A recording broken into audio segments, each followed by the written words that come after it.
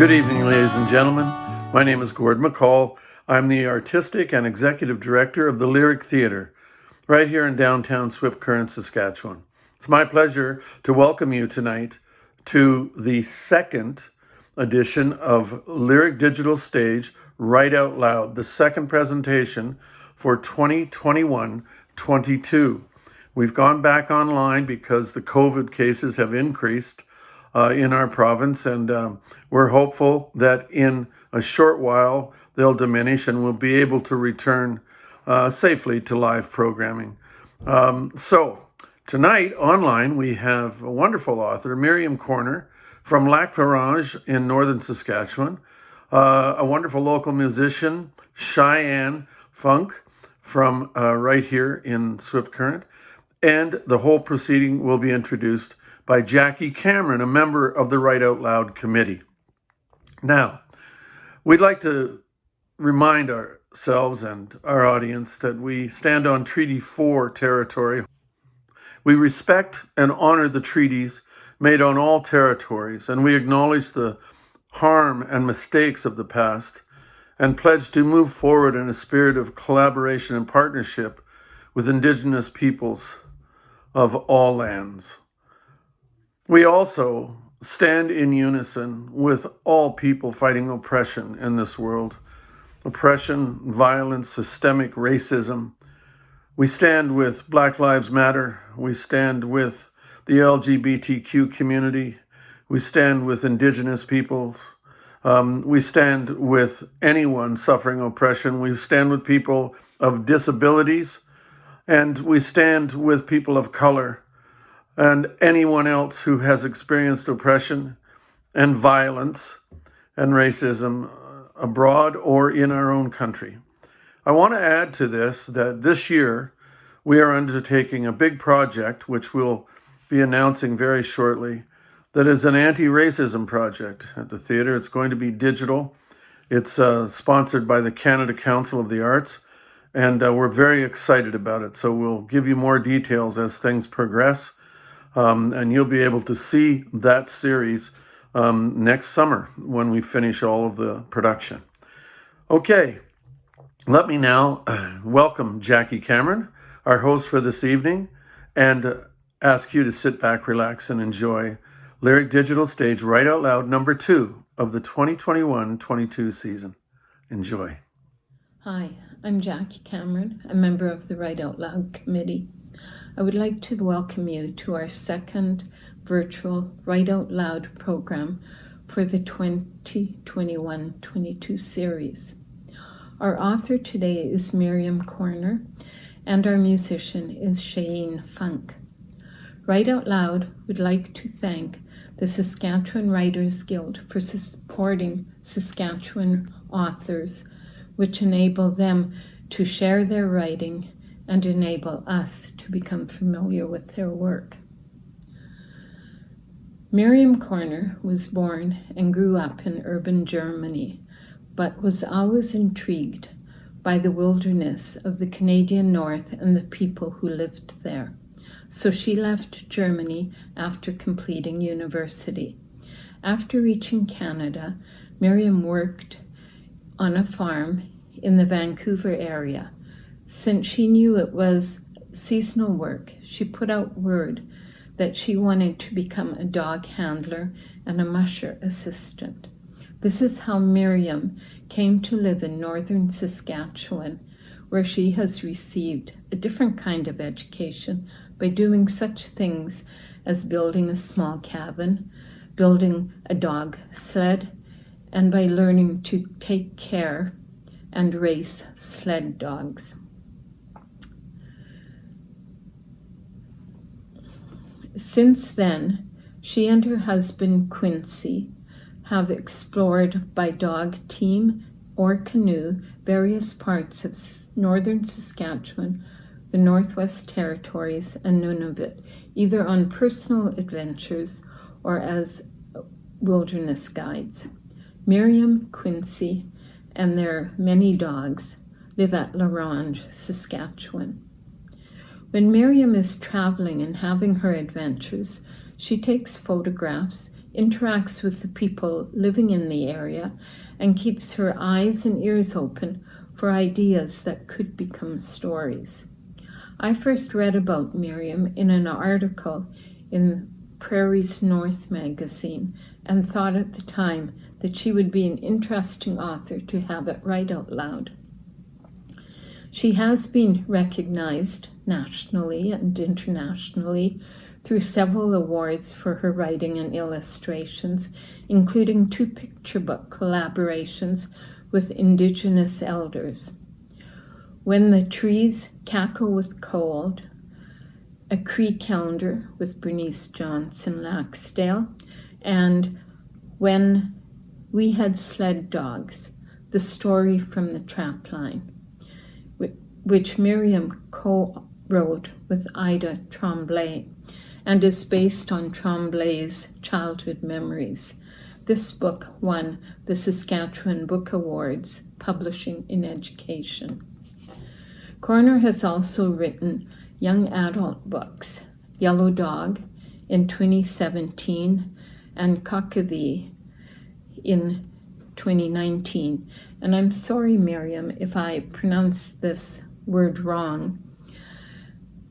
Kakavee is the title of the book and is spelled Quaqavii.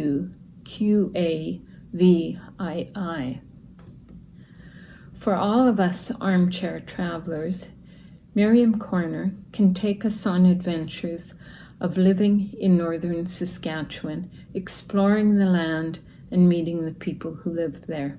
She takes beautiful pictures and has painted lovely illustrations in her books. As well, she gives workshops in watercolors, pastels, printmaking, collage, and acrylic painting. A very talented lady. Once again, Write Out Loud would like to thank the Saskatchewan Writers Guild for supporting the reading by Miriam Körner. For our musical interlude, Write Out Loud would like to welcome Sheyenne Funk, who grew up on a farm just north of Herbert, Saskatchewan.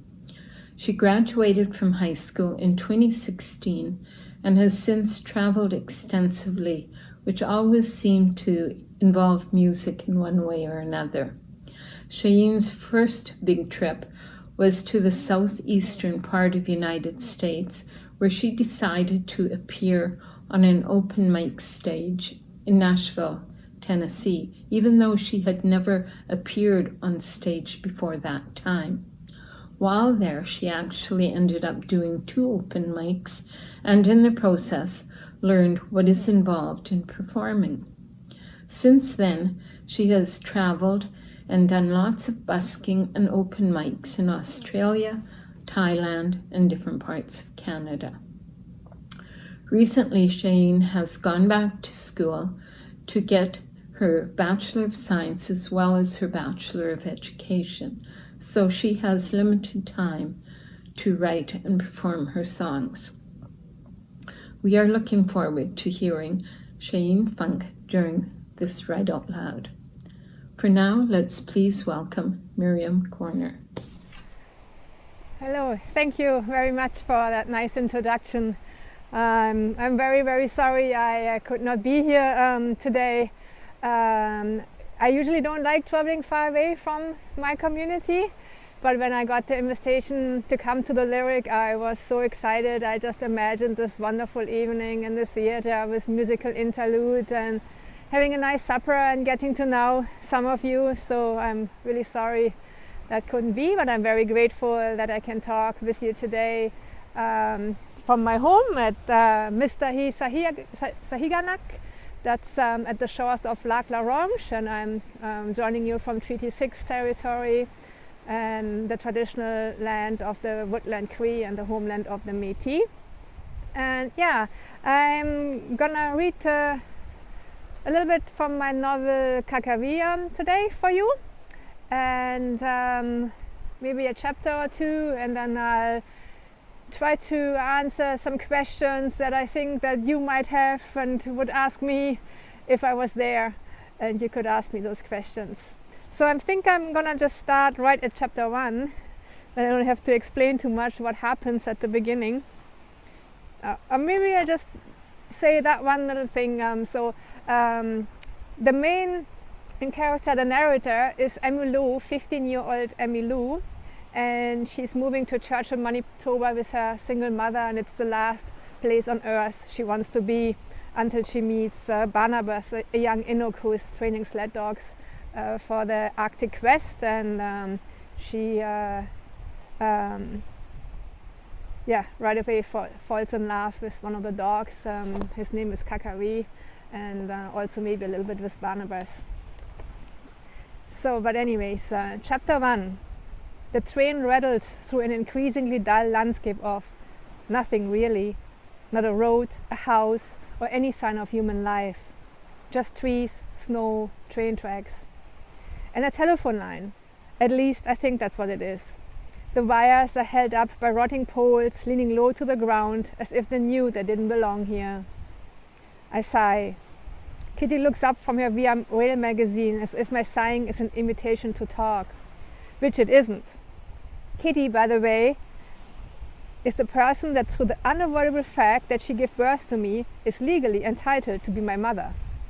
And yes, don't tell me that no halfway normal adult still goes by the name of Kitty at age 33. I know that. Emmylou. Kitty leans forward, trying to make eye contact. I look out the window. What? I want to say, but I haven't talked to her since we left Calgary, and that's 46 hours and 15 minutes ago, not counting the time change. The longer we don't talk, the harder it is to break the silence. Are you hungry? She finally says. It's a loaded question. If I say yes, we can go to the dining car and pretend that all is normal. But I'm tired of pretending. Come on, Emmylou. You have to talk to me eventually. She reaches over to ruffle my hair. I duck away. If you have to be like that, go ahead. I'll be in the dining car if you change your mind. Kitty throws the magazine on the seat next to me and slips on her shoes. She flings her hair out of her face, straightens her shoulders and walks down the aisle. She's lost weight in the last few weeks and she looks smaller, but that didn't stop her from packing up our stuff and dragging our suitcases down the stairs of our apartment building and into a new life. I stretch my legs out onto Kitty's seat. It's still warm. I flip through a magazine and then, because there's nothing better to do, I count the telephone poles. It has the same effect as counting sheep. When I wake up, I wonder if they've secretly backed up the train while I was sleeping.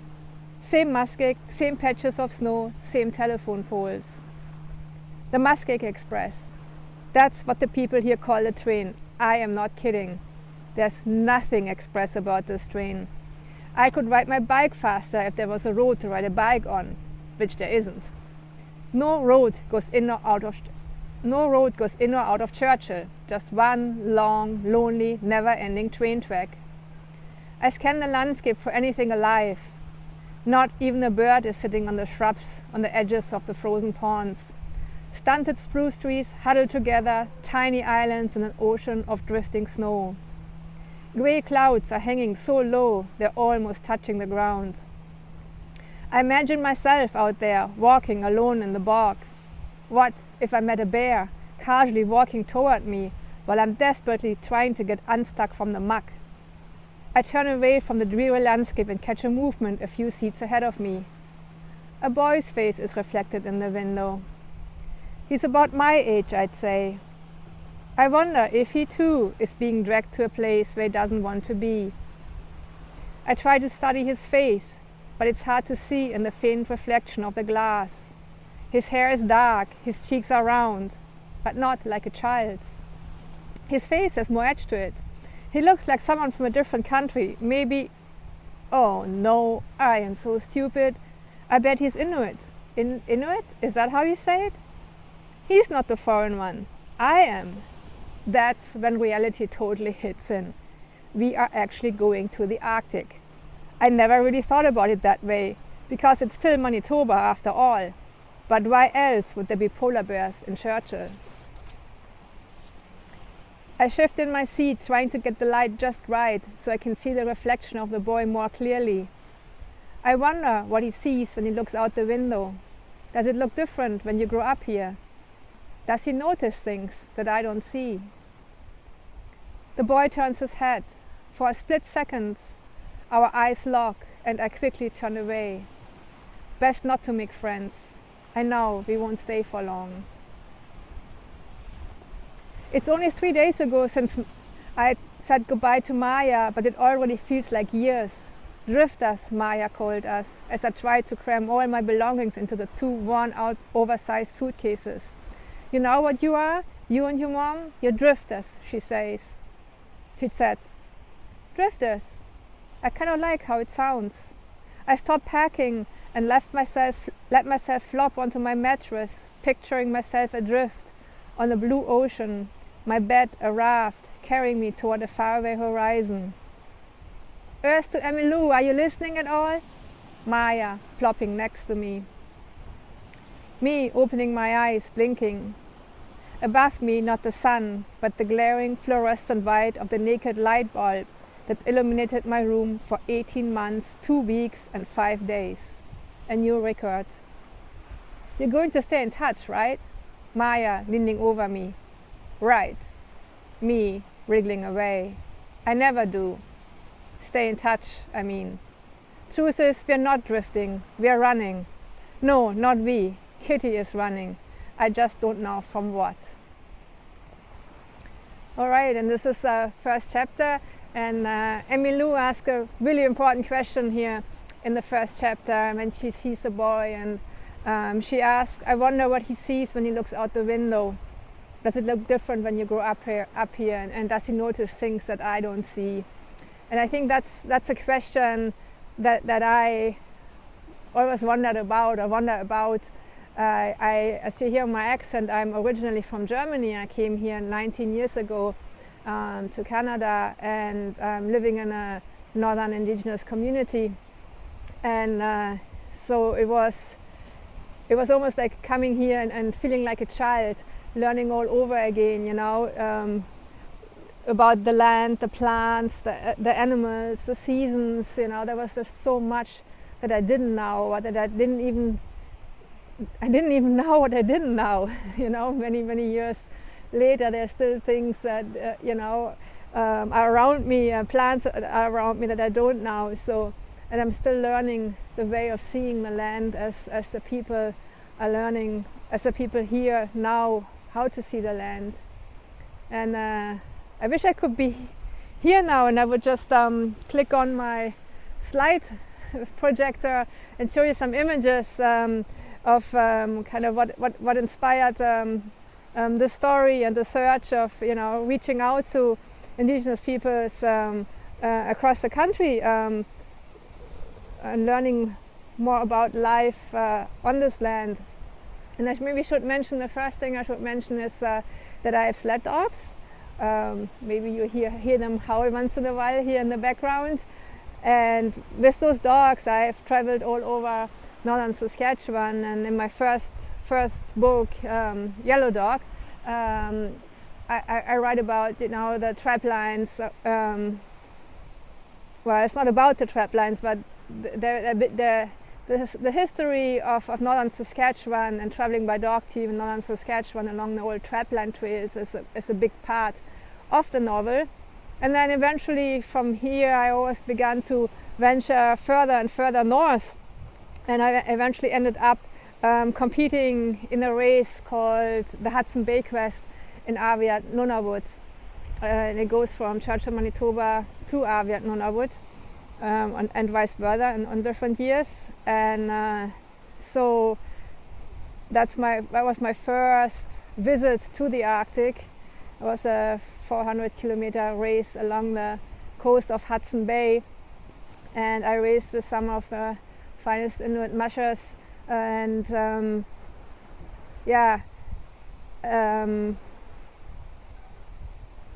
just like, an image says so much more than 1,000 words, so I'm just thinking of all the slides I'd be showing you. So I'm trying to paint you a picture with words. When I got to Churchill, Manitoba, stood on the start line of this race.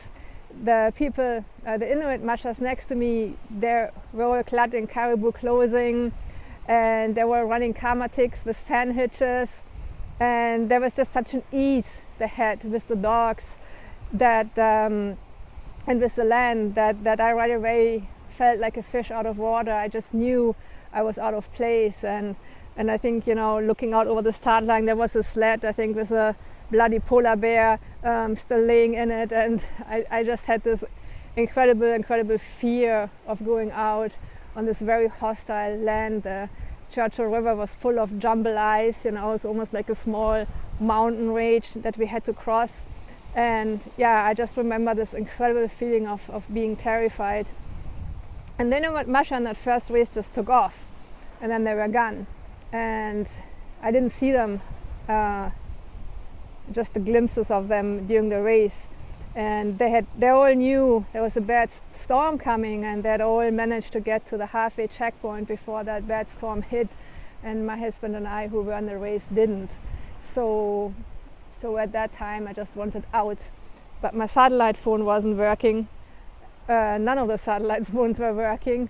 So we had to hunker down in a blizzard, at blowing snow and minus 40, and in the middle of that blizzard, an Inuit hunter stopped to visit us, and he was wearing polar bear pants and fancy modern snow goggles, and he stopped to talk with us. And I feel embarrassed to say now, but I felt like all of a sudden I'd stepped into a history book. You know, I didn't even know people still live like that on the land today. I know I was so knowledgeable. For sure you had a skidoo, but that knowledge about the land and moving on the land and traveling, you know, in the midst of a blizzard and finding their way in the night and navigating by landmarks and all that knowledge, that's still just the same as it was so long ago. So the more I was immersed in that culture, the more curious I became about the culture. And what I was really curious about was their dogs, because the dogs have been such an integral part of life in the Arctic for the Arctic peoples, and their relationship to dogs was just such a beautiful thing to see and experience. And I probably could go on and on for hours, but I better check here my timing. Oh, I never did set the stopwatch. I'm sorry about that. I'm just gonna check it here.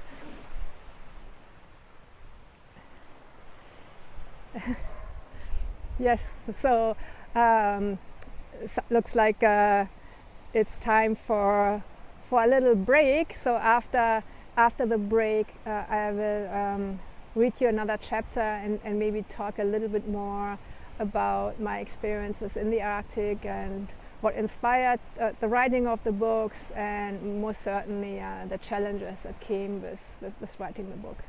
Okay, we'll see you after the break. Thank you.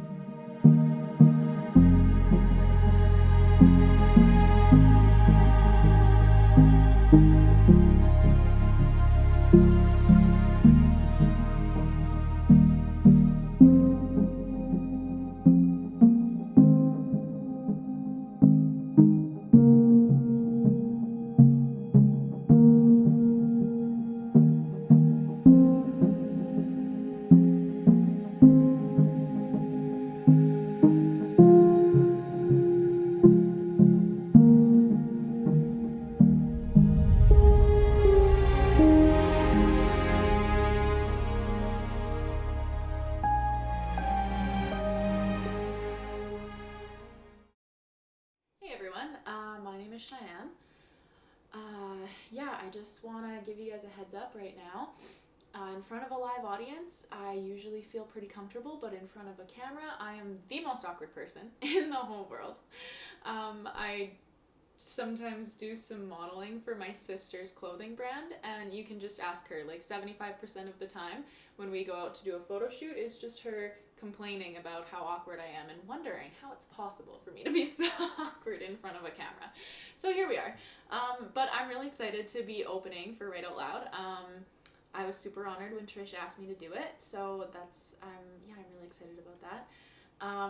It's funny because the last time I played at the Lyric Theatre was actually a long time ago. It was 2018, right before I left for Australia, and I spent a year living overseas in Australia, and I went to Thailand, anyways, when I played the very last time at the Lyric before I left, I had a really bad cold. Like, I almost think I maybe had a throat infection or something, but anyways, I missed a high note, then got flustered and forgot the words to the whole song, and then I just gave up and walked off stage. So that is the last time I played at the Lyric. So I've wanted to redeem myself since then, and stupid COVID has not been able to let me come there. So I guess this is my redemption video. But yeah, so I don't have a super long set for you guys today. Truthfully, I haven't done a ton of writing lately, so none of these songs are super new, but I also haven't played anywhere really recently, so a couple of them you probably haven't heard yet either. So yeah, this first one is called When the Music Fades. It's one of my oldest ones. If you've ever seen me play at the Lyric, you've probably heard this song, but yeah, it's one of my first ones, and it's still one that I really like. So anyways, this is When the Music Fades.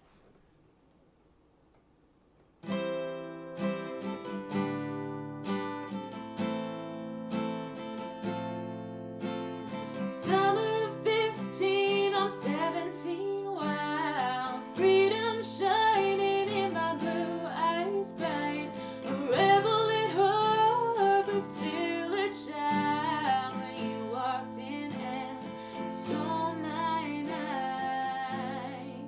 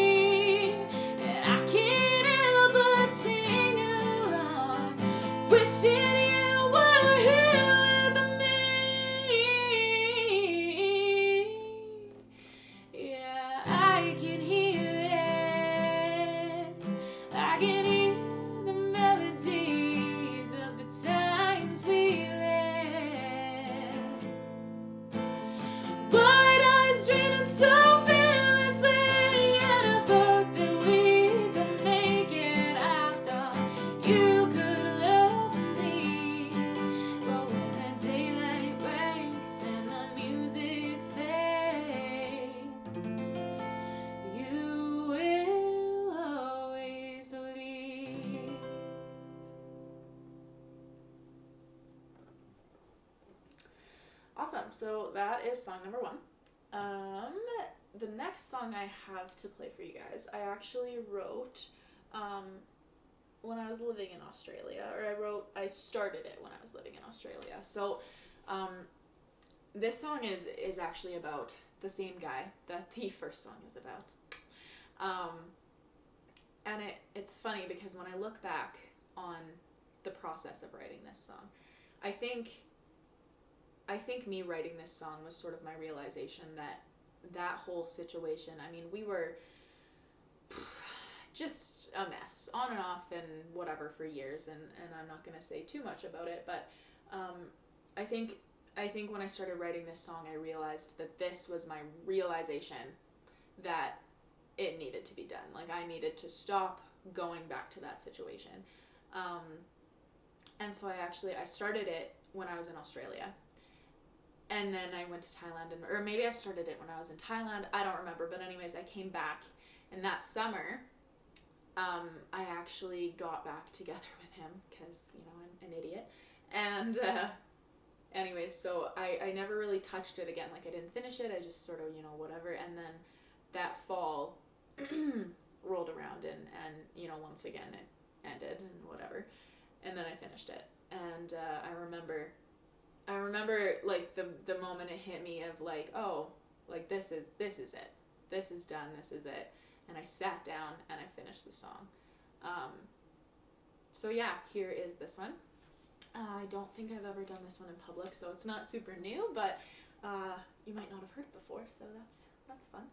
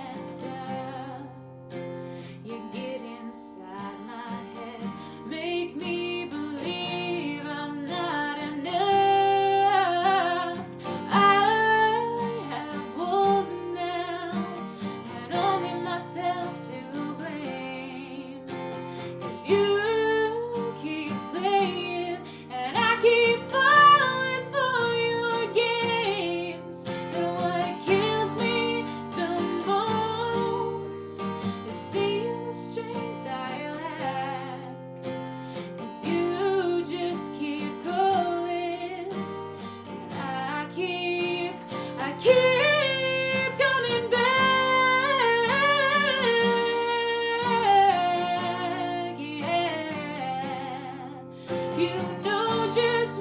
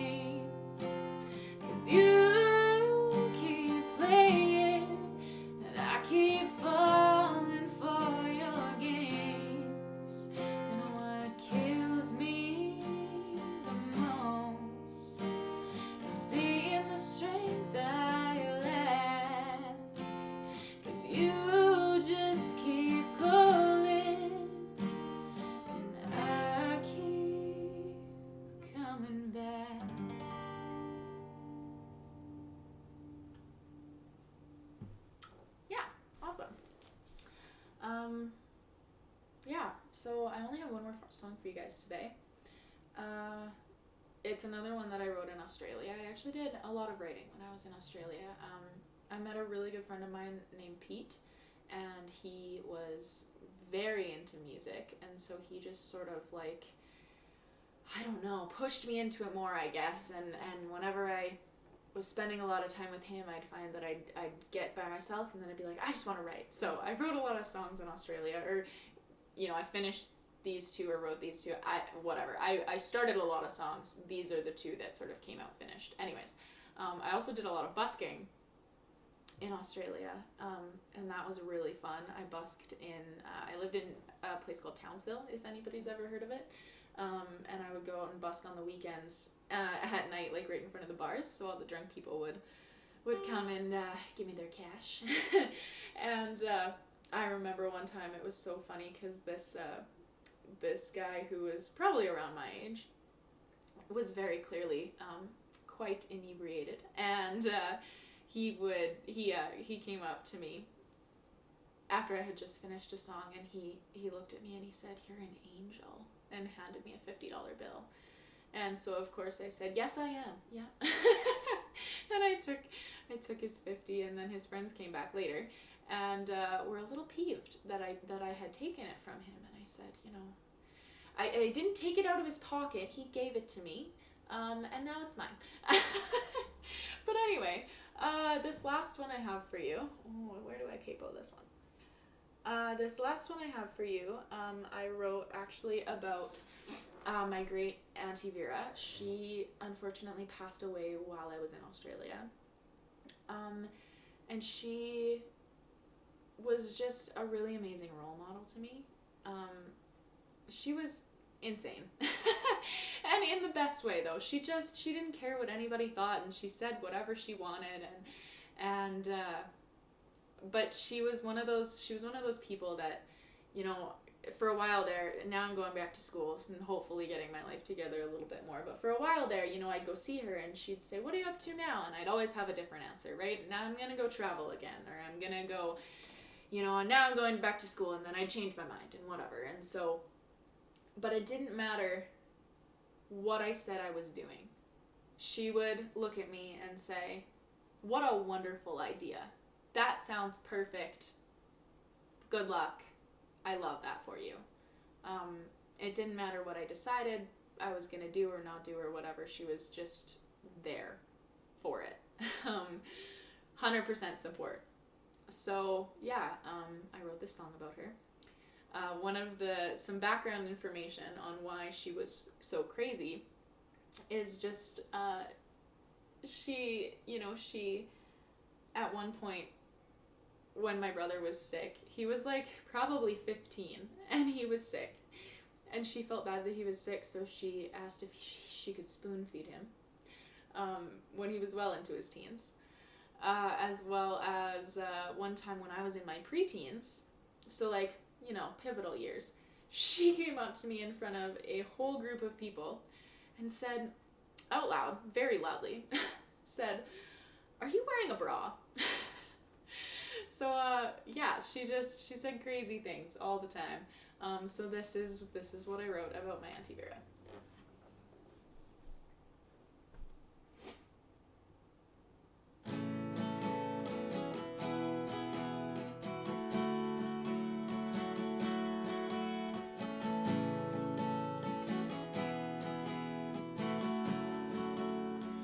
Now that you're gone,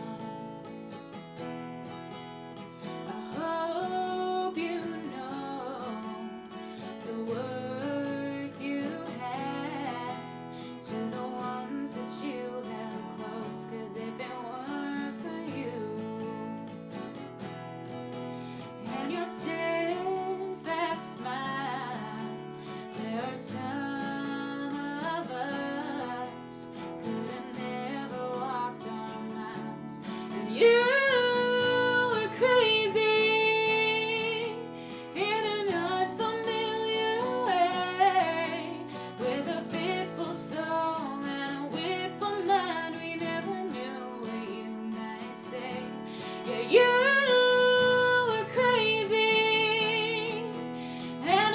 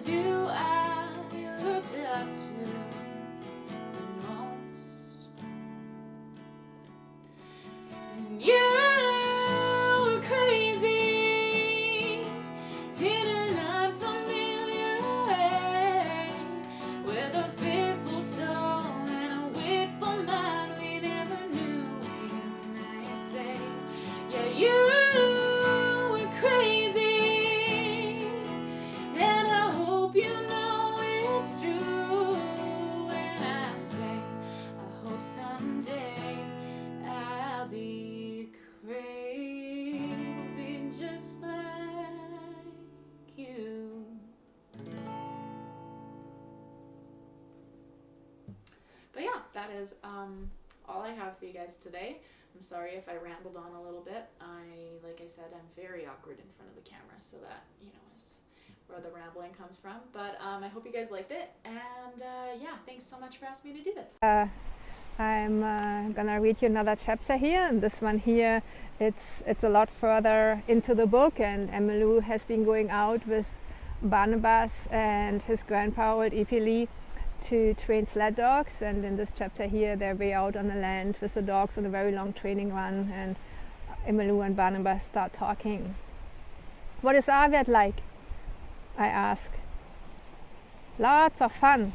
There are lots of children in Arviat. They're everywhere. In summer my family goes out on the bay setting nets for Arctic char and hunting seals and beluga. In spring and fall we hunt geese, and when the caribou come through we hunt them too. Sometimes in winter I go far with my cousin and we hunt muskox. So you hunt a lot. And what do you do for fun? Barnabas laughs. Hunting is fun. In winter we do ice fishing derbies too, for the whole family, and dog team races. Just about every weekend there's a fun race, helps us get ready for big races like Arctic Quest. And sometimes we have community feasts and dances and fashion shows. La la, hey, kakuk, la la. The dogs turn around a big chunk of jambalaya. Fashion shows, I ask? Some of the women they like to sew, make beautiful parkas and are mounted and kamied. Better than Toronto fashion show. Have you been there? Toronto? No. But I know they don't make clothes there, yet you can take hunting. Sounds like a neat place. Arviat, I mean. Barnabas is silent for a while. It's not all good. Lots of problems too, bigger than bears. Like what? Like drinking and suicide. But it's not just that. My grandfather says, we must remember how to make a human being. Inonyungigenet. That's why he teaches me Inuit Kauji Magantungangit. It's what Inuit have always known to be true. Old Ipili turns around when he hears the Inuktitut words. He talks to Barnabas while the dogs pick up his skidoo track and follow it without needing another command. My grandpa says we have to remember the old ways. They're still important today, maybe even more important. The Chaluna teacher, they too try to make able human beings, but it's not the same. Too much mass and not enough running dogs. Barnabas grins and then translates. Old Ipili laughs. Ililitsa valingak tuji et kimit. What did he say? The dogs are good teachers. How do you mean? I don't know, ask the dogs. I sigh and shake my head, but then I think about what I did learn from the dogs. They're so content with little things. Just the sight of a harness turns them into a tail-wagging happy mob. They never criticize and they always see the good in me. They taught me that in a team I can go places I could never go on my own. And they taught Kakari how to become a sled dog just by showing him his place in the team. I don't know how to explain Inuit Kauji Madgantugangit. Barnabas fiddles with the caribou hide he's sitting on while he talks. There's so much to know about our way of life and our laws and how we learn about all that it's hard to understand one thing without the other. But in the end, it's rather simple. A lot is about respect for people and animals and the land, and about helping each other instead of always wanting more. But that's how all people should live, no? I ask. Kalana didn't think that when they came here. They took over the education of the children, didn't think our ways are important in a modern world. That's why we need people like my grandfather who remembers and can teach us before we forget. How does he teach you? Like this. But he isn't saying anything. There is no lesson like in your school, Emmylou. I learn from being with him, learn how he does things and why, and how to share and listening to his stories and spending time on the land. Barnabas falls silent. I don't know what to say. We never talked like this before, and I begin to understand how special the relationship between Barnabas and old Ipili is. Not everyone gets to go out with their grandfather and learn to run the dog team. But I also understand how urgently Barnabas is trying to learn from old Ipili and Elisapi before our time runs out.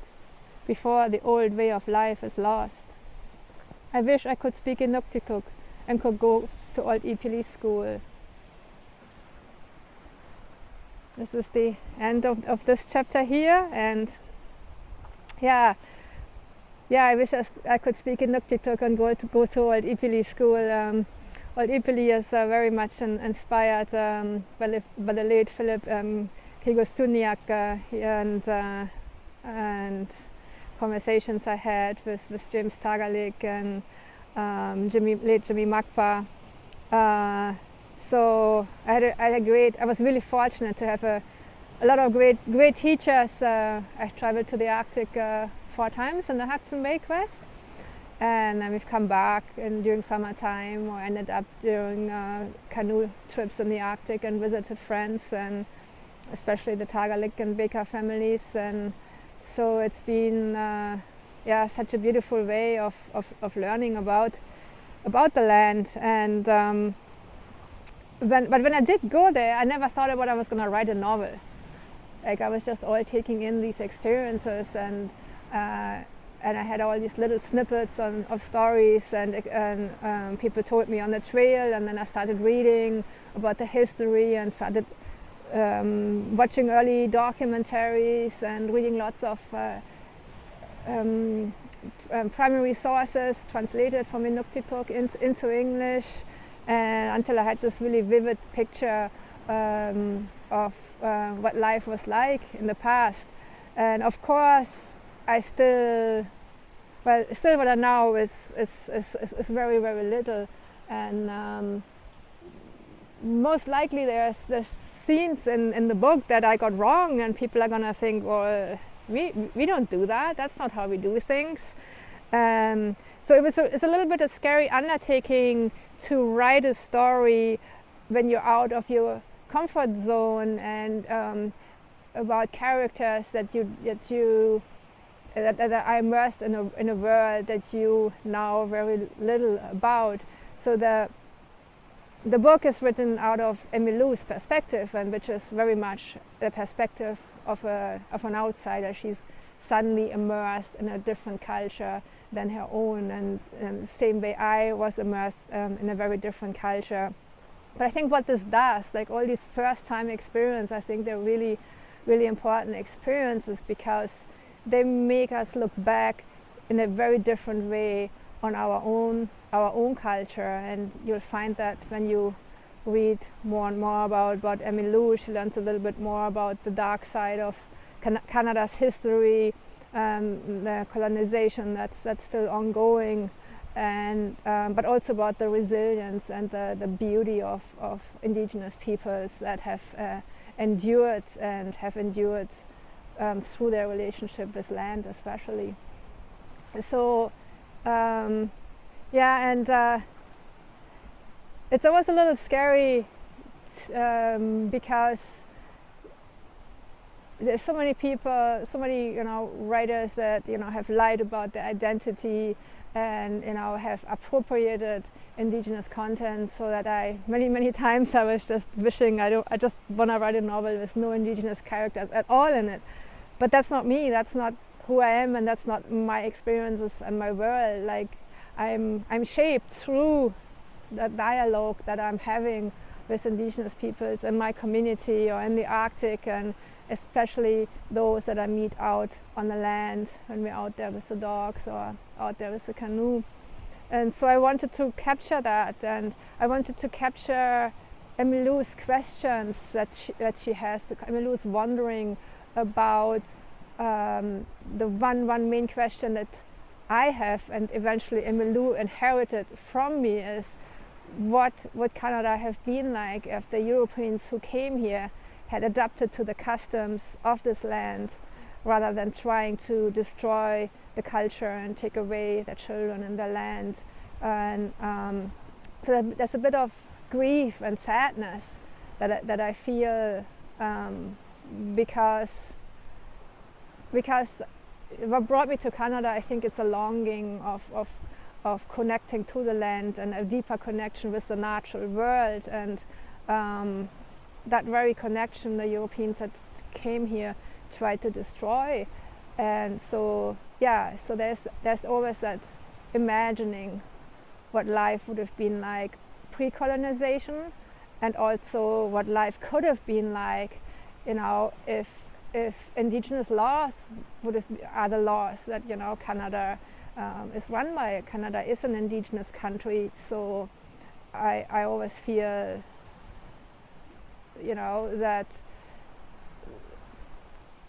it should follow indigenous laws, very simple as that, and so there's that grief about a world that we have all lost, because especially now with climate change, I think indigenous leaders can really show us the way of how we can imagine a society where we can live respectful with nature. But anyways, I think I'm gotten a little sidetracked here. Sorry about that. What I was going to say is that it's very scary to write about characters that are indigenous when you're not indigenous, and yet it is such an important part of who I am and who I became, that I hope that I could share that with my readers, and especially young readers. Kakawi is a young adult novel, so I hope that when readers read my book, they're gonna start asking questions themselves, and think about what Canada might have been like, if we had adopted indigenous worldviews, and maybe it's not too late. Maybe we can still all change, and let Canada be the indigenous country that it is. And and I just gonna have to very quickly check my time here again. Sorry. Oh, we got lots of time. So so the writing process itself, how do I make sure that I get the culture right? Well, I can't never 100% make 100% sure, but I can try my best. And so what I did is I gave the novel to read to friends in Aviat, and one of them happened to be the editor for Inuit Kaujima Jantungagit, what Inuits have always known to be true. So I was really, really delighted when she took on the book, and she happens to be the mother-in-law of Daryl Baker, that my husband spent one of the years racing with, and became very, very tight friends with, and his mother Simona Baker helped with the Inuktitut translations, and when people are coming back to me, and liking the novel, and when people started sharing it in Aviat, I felt confident that I can let this go out into the world, and